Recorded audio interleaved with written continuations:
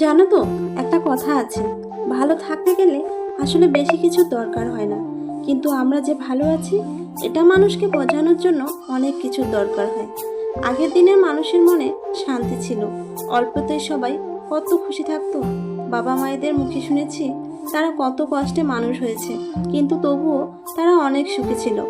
আর আজকালকার দিনে আমরা কি করি, ভালো থাকার চেয়ে নিজেকে ভালো দেখানো নিয়ে বেশি ব্যস্ত হয়ে গেছি।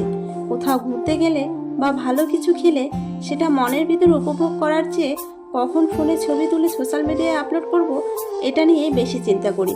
সারাদিন শুধু স্ক্রিনটা স্ক্রল করি আর অন্যের জীবনের সাথে নিজেদের তুলনা করে চলি। কে কী খাচ্ছে, কে কী কিনছে, কে কী পড়ছে, এগুলাই দেখে চলি।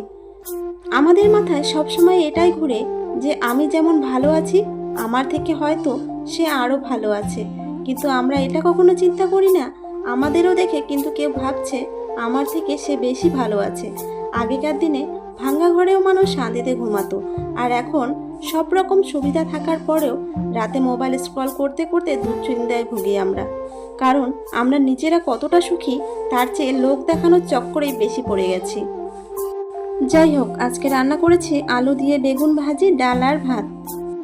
আজকে এতটুকুই, সবাই ভালো থেকো।